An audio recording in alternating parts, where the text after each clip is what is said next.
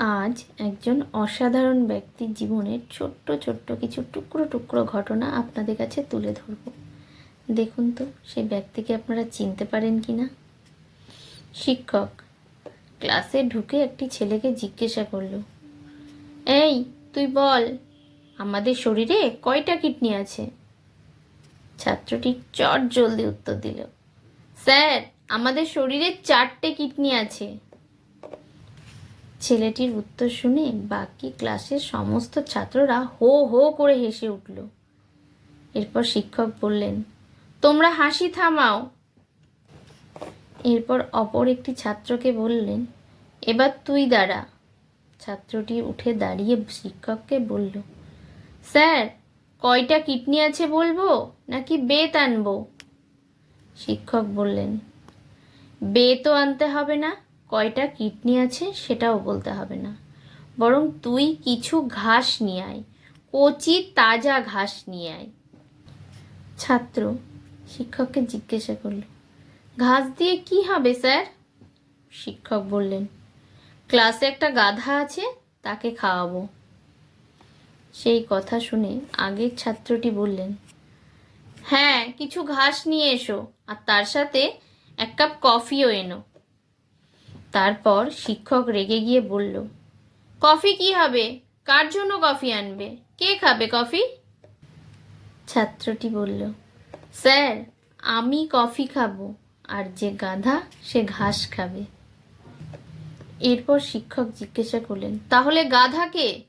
ছাত্র বললেন, স্যার, আপনি জিজ্ঞাসা করেছিলেন আমাদের শরীরে কয়টা কিডনি আছে, তো আমাদের মানে হচ্ছে আমি আর আপনি, আর আমার আর আপনার শরীর মিলিয়ে তো 4টে কিডনি হলো স্যার, তাই না? তাহলে আমি নিশ্চয়ই গাধা নই। শিক্ষক রেগে গিয়ে বললেন, তুই খুব বেশি বুঝিস, তাই না? আমার ক্লাসে যারা বেশি বোঝে তাদের আমি 0 দিই, অতএব তুইও একটা নয় 2টো 0 পাবি। উত্তরে ছাত্রটি বলল, আমাকে 2টো 0 দিলে আপনারই ক্ষতি হবে স্যার।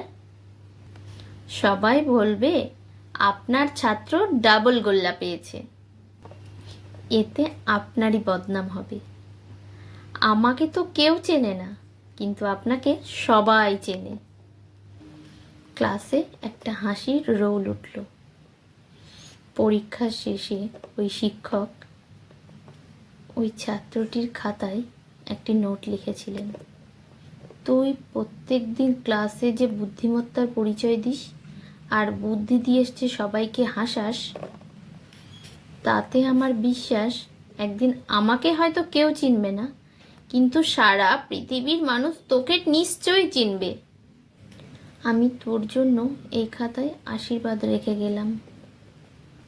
সেদিন সেই শিক্ষকের আশীর্বাদ পরবর্তীতে সত্যি হয়েছিল। ওই ছাত্রটি ছিল চার্লি চ্যাপলিন, যাকে পৃথিবীর প্রায় সব মানুষই চেনেন। তাই জীবনে পজিটিভ হতে হয়, পজিটিভকে জাগিয়ে তুলতে হয়, নিজের বুদ্ধিমত্তাকে কাজে লাগাতে হয়। তাহলে এই পৃথিবীতে মানুষ আপনাকে একদিন না একদিন কোনো না কোনোভাবে ঠিক মনে রাখবে। সবাই ভালো থাকবেন, সুস্থ থাকবেন, আর গল্পটি ভালো লাগলে অবশ্যই আমার চ্যানেলটি সাবস্ক্রাইব করবেন। নমস্কার।